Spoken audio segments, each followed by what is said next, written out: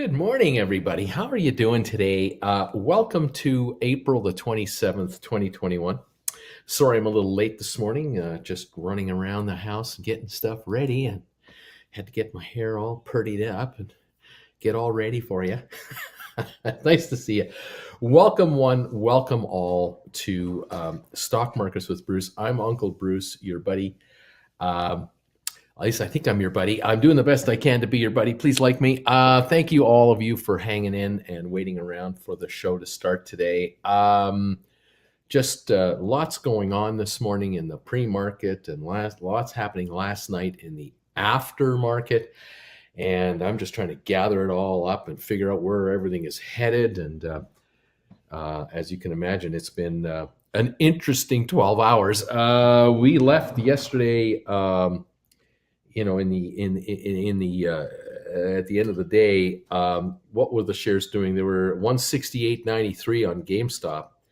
We were flirting with the 170 neighborhood and just couldn't really hold it. And there was hope that maybe the stock would go a little higher yesterday, maybe in the 175, 180 range, but it couldn't get there. Sorry, folks, I gotta get the gunk off my glasses. Anyway, after the market last night, the company comes out with an announcement.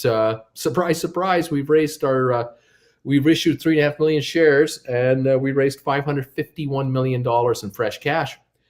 And so GameStop now, according to my calculations, and I'm just a guy in a living room in Creston, British Columbia, in Canada, by the way, wishing you all the best. According to my calculations, they had over $650 million in cash on hand at the end of the year end. Then they announced that their first quarter, their numbers are up for February. The numbers are up for March, and I have a suspicion that their numbers are up for April. And by the end of this quarter, I think they've made more money. But aside from that, 640 million cash on hand or something like that, 620, 640. They paid off, or they announced that they were paying off their 10% loan, the loan they had for $217 million. That's gone in 3 days on the 30th of April. That's when it's called in. They'll be out of debt by the end of the month, which would bring their cash position to 400 million. Now at 551 million fresh cash, 950 million, as much as 950 million in the bank. Did they pull 50 million out of the first quarter? I don't know. Have they raised more money from sales? I don't know. But let's just say they've got over $900 million cash in hand with no debt. And let's also figure it out that at 70 million shares that were outstanding, plus 3.5 million now issued, 73.5 million. Divide the 73.5 million shares into the 900 something million dollars. And you quickly figure out that these guys have got like $12, $13 a share in cash in the bank. That's how much cash you have. Now, there's an analyst out there that says the company is worth $10 a share and it's a sell. They now have more cash in the bank per share than this guy rates the company at. You want to pay attention to a guy like that? Again, it's not his fault. The company just raised the money yesterday. He hadn't raised the money when he wrote the report. So maybe he'll revise his report and give him a $12 value. Maybe he'll throw in a couple of bucks for possible upside and give him a $15 value and call it a sell. Tell you to get the hell out. I don't know. Anyway, good news. The company has I think they're going to have between $12 and $15 cash on hand here, depending on the first quarter results and the company's what they're doing going forward here. Fantastic. So we're not going back to $5 a share. We're not going back to $10 a share. I don't think we're going back to $20 a share. I know we're not going back to 50. The question is, where are we going with this company and its share price, and why? And it's 184.69 on the pre-market right now. It closed last night around this neighborhood as well. It had hit a high of 199 last evening. On a real surge, 1.6 million volume or something last night. It was a lot of volume last night for an aftermarket. This morning, 256,000 traded, looks like. Sitting right here, we're on 185 a share right now. Very healthy pre-market, holding its own. and a zillion theories out there as to what the heck is going on, right? That's what it is. And I cannot give you the deep due diligence on what's happening behind the scenes. I can only interpret for you what I always try to interpret for you, looking at what I see and what you are able to see. I'm trying to interpret in plain English what the heck is going on. And I hope that's good enough for most of you out there. I know some of you, it's just not good enough. You might have to go somewhere else, because I am not going to be able to give you the deep inner workings of these companies, because it's just not my style and it's not my gig. But for those of you who like to enjoy what's going on in plain English, hi, I'm here, Bruce, trying to figure out over 40 years experience what is happening here. I like what I see. I very much like what I see. I love the fact that the shares were up yesterday anyway, to 168.93, up $17. I was happy with that. I was thinking if they would spend last night between 165 and 170, I'm a happy guy. But oh no, the stock decided to go up another $12, $15, $18 a share. Thank you very much, I say. Way to go, GameStop. Way to go, GameStop shareholders. And what is it that did this? Why is it that these shares are doing what they're doing? And I have a suspicion, I have a hunch, I have a gut feel down here. There are short sellers beginning to go, oops, maybe we're on the wrong side of this trade. Maybe there's more to this GameStop than we were led to believe by New York analysts. Maybe they're wrong. Maybe, they've been talking about this company's demise at any time. They've been talking about, complete collapse.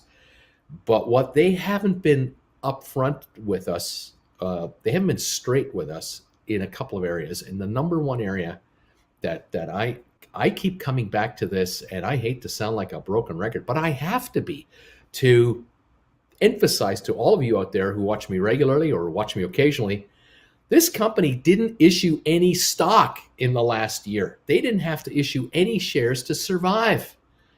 And these guys are being compared to Blockbuster and Radio Shack, and they're being compared to AMC.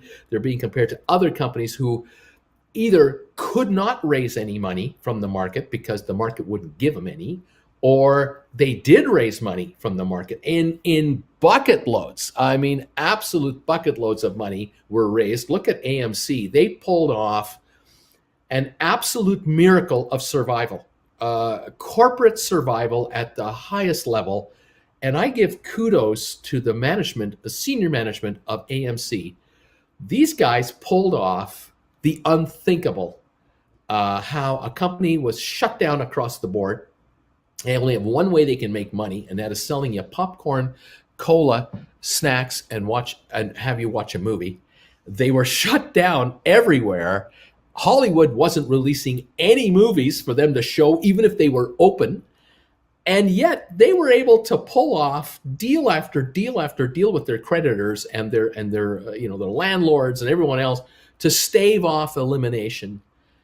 But the cost to the company, there had to be a cost, was we got to issue a bunch of paper, got to issue a bunch of stock, and raise money as best we can. We got to renegotiate our long-term debt, get new debt, or organize our debt, whatever we got to do. In other words, offer the bankers more interest on our loans to survive and keep going. And so AMC did the absolute miracle of miracles. The reality, of course, is that 2 years ago, there were 107 million AMC shares outstanding, and now there are about 470 million outstanding, and the company is about to issue, or be allowed to issue, another 500 million shares if necessary, when necessary, to, again, bring in additional cash if needed to survive. Okay, way to go, AMC.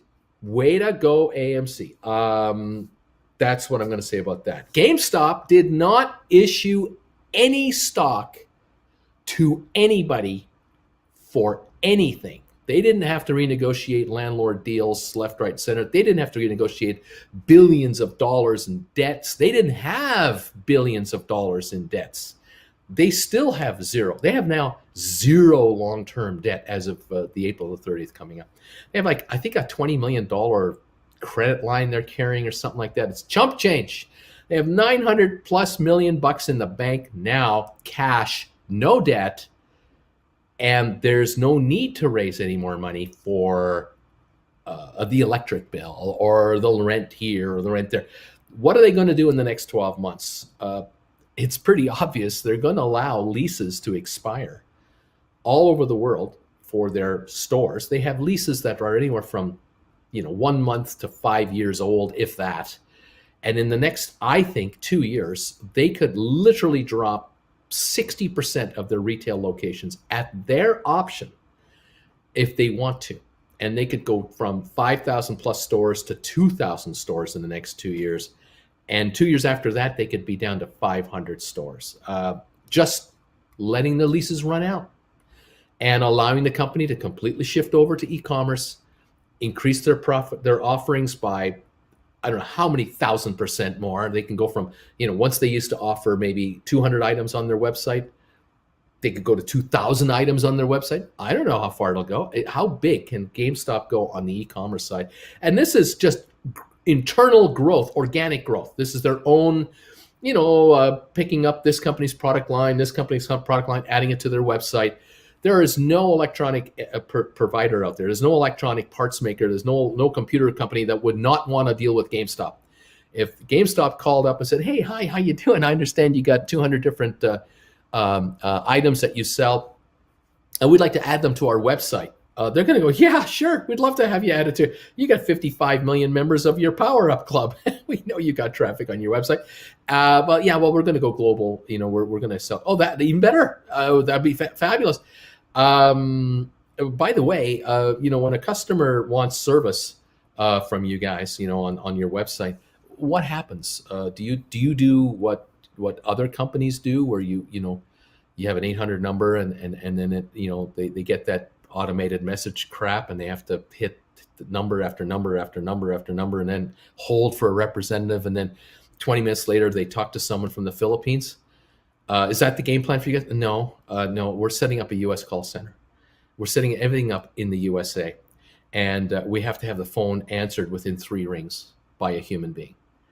Oh, that no one does that. No one does that. Well, yeah, I know. We did it at Chewy, and we still do it at Chewy, and we're going to do that here at GameStop. Gamers who call GameStop in the future will get a human being instantly. And what can I do for you? And what do you need? And how can we help you? And that's not working? Well, let's try this first.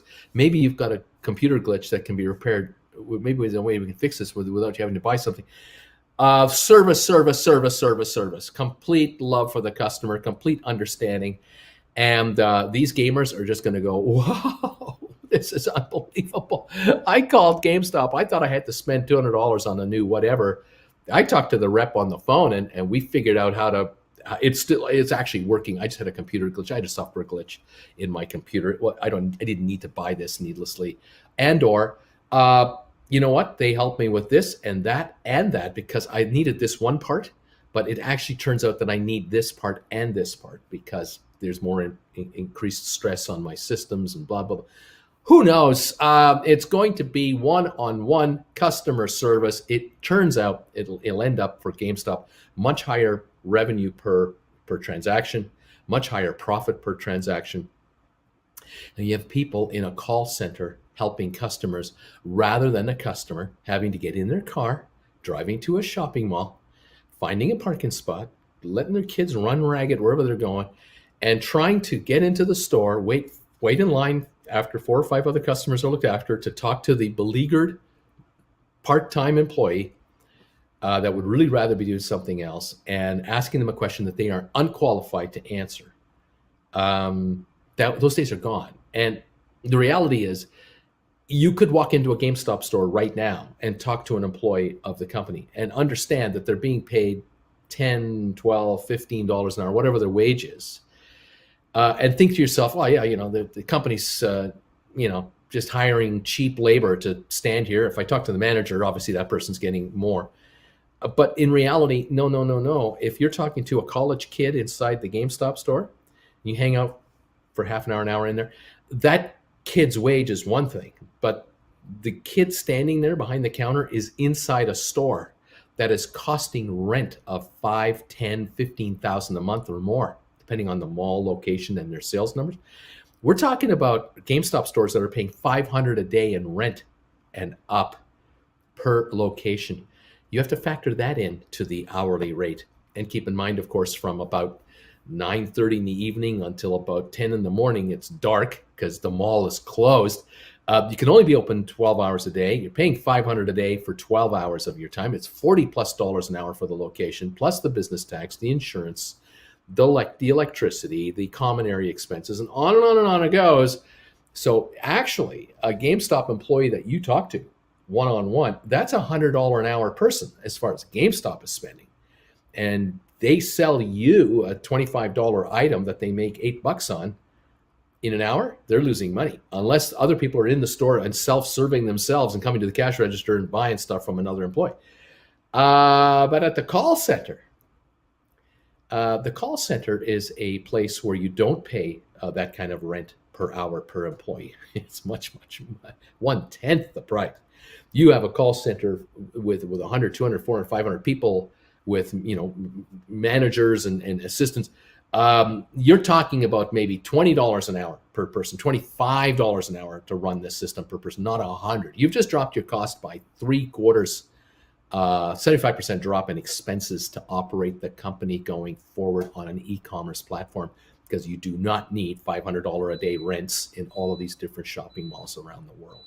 Pretty smart thing. This stock is possible. It's just possible that there are people out there who are short this stuff, who were not aware of the total picture of what's going on with this company and its transformation.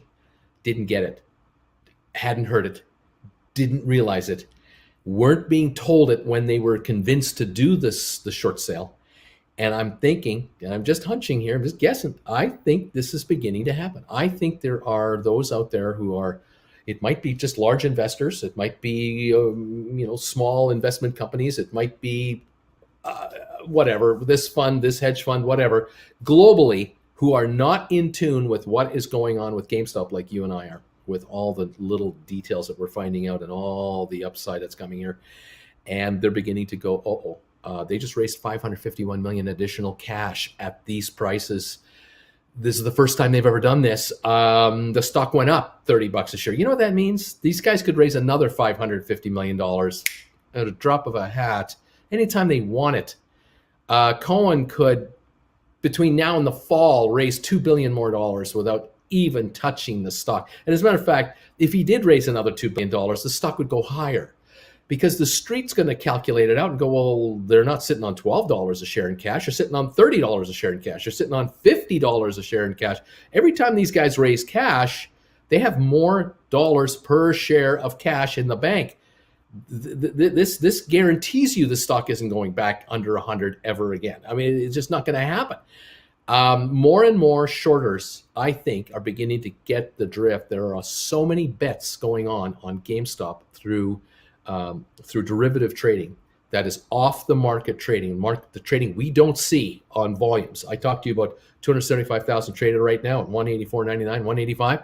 There could be 10 times that much trading going on in derivatives and instruments that are tied to the stock price, but not in the market itself. And part of those trades could theoretically be a whole bunch of shares shorted that have to be covered as these bets get unwound.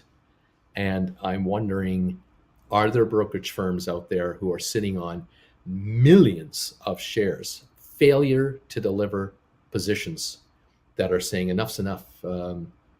We want off. We as a brokerage firm do not want to carry any more failure delivers on our stock, on these shares. We've just noticed in the last 3 days, over $10 billion of confirmed losses booked by investment bankers for that Archegos mutual fund overseas. That was supposedly just a small little thing. It was just a one-off. It was no big deal. Credit Suisse had a little issue and Nomura had an issue. It's all okay. Now we're finding out, no. This isn't a $2-3 billion headache. This is a $10.5 billion nightmare. And we're just learning more and more details of just how loosey-goosey these banks have been, how over-leveraged they allowed their clients to get. And I'm sitting here going, this GameStop thing, this thing could be so over-leveraged on the negative side that the springboard is just being loaded up. And you guys are about to see an absolute explosion on the stock. Unfortunately, if you were watching CNBC last night while I was on the air talking to you on the aftermarket, you may have noticed Fast Money. They mentioned it on Fast Money. Did any of you happen to see Fast Money last night? Did you hear the commentary from the people who were talking about it? Did you see the contempt? Did you see the snickering? Did you notice how they completely poo-pooed this company? Do you notice how they dismissed it as an absolute joke? Do they notice how they consider you folks out there, my viewers, absolute idiots? The folks at CNBC consider you folks absolute morons for being involved in this stock. No question about it. And I don't care what CNBC wants to say officially about, oh, we have journalistic integrity. That bullshit. Complete contempt for every single one of you as shareholders of this company. They will not report the facts of what is really going on here. They're just giving a headline, and then they poo-poo the stock as, well, it's overpriced, it's overhyped. It's the Reddit crowd. It's the Wall Street Bets crowd. It's just those people out there who are just buying this stock. That's all that is. And if you want more proof, did any of you happen to be watching CNBC this morning when they were on the early show here, the Squawk Box? Andrew Ross Sorkin had to report to the world that the company had raised $551 million. There's the stock chart behind his head over here, and he's talking to the other two hosts, Becky Quick and Joe Kernan, about GameStop raised $551 million. What are your thoughts on it? Did you hear Becky Quick's response? Total contempt. Total, what a joke. Total, so what? And she was talking about, oh, congratulations, GameStop shareholders. Your company just diluted itself again. They've never diluted themselves. They actually bought back 36 million of their shares at $5.19 a share in 2019. And now they've issued 3.5 million shares at $155 a share. Now, in my mind, in my old brain here, this old wrinkled brain inside this head, I'm thinking, wait a minute. If you buy 36 million shares from the open market over a year or two at $5.19 a share, that's $175 million. And then you sell 3.5 million shares at $155 a share and bring in $551 million. Math tells me that you're ahead on the amount of money. And the math tells me you only issued about 1/10 of the stock that you bought back. In other words, you've reissued 1/10 of the shares you bought back in 2019 to raise $551 million. I think what we're talking about here is the possibility of that these guys, they were to have sold all 36 million shares in this deal, they would have brought in $5.5 billion. And what did it cost them? $175 million back in 2019 to defend their company against short sellers who were trying to drive them out of business.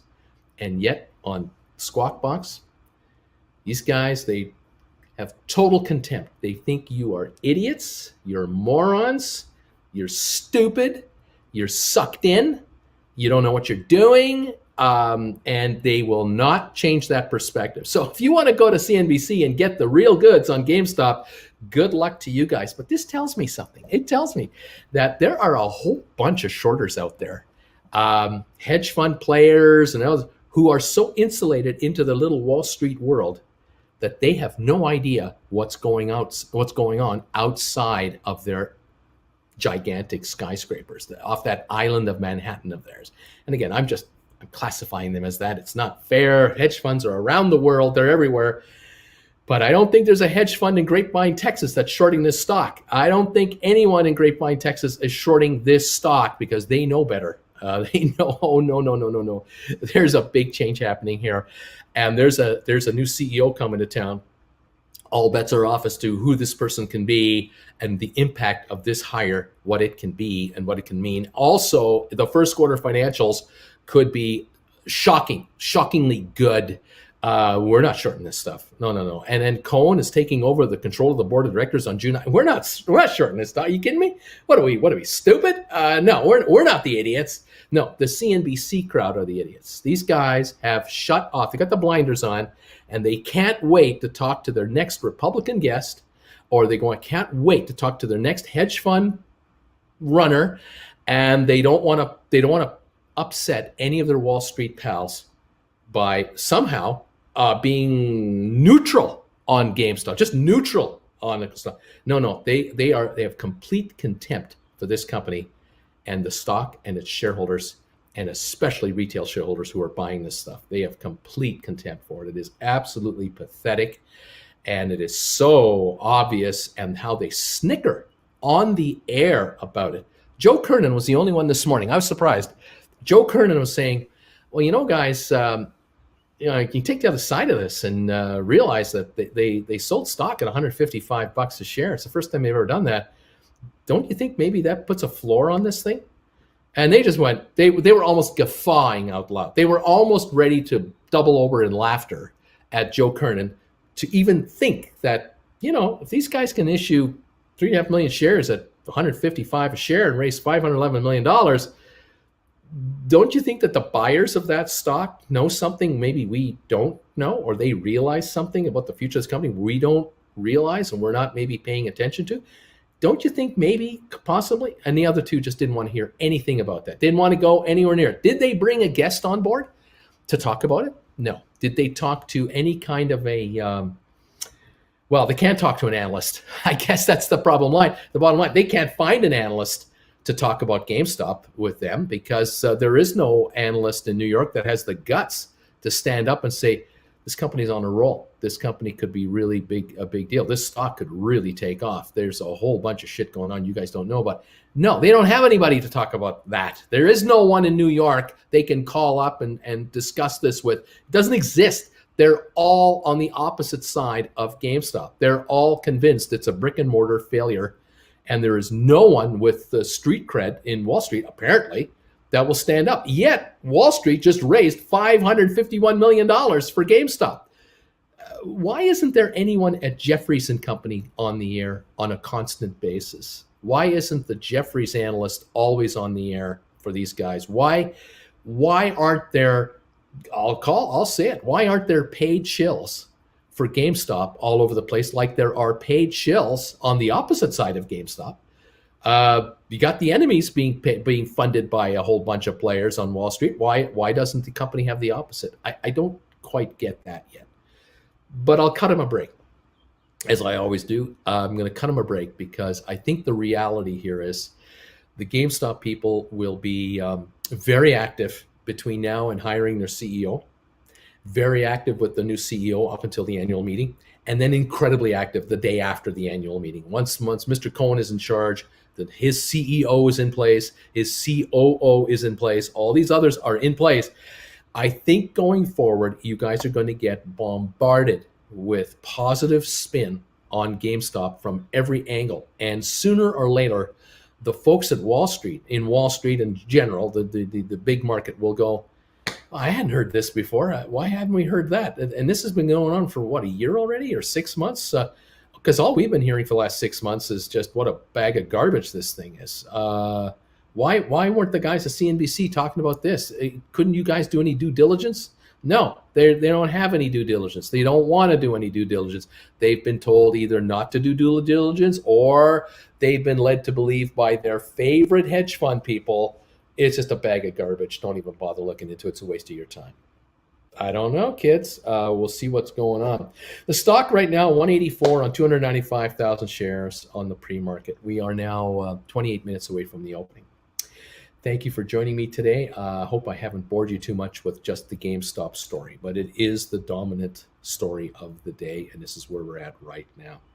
Thank you for your support of this channel and reaching out to me. Thank you for your kind words and comments. I appreciate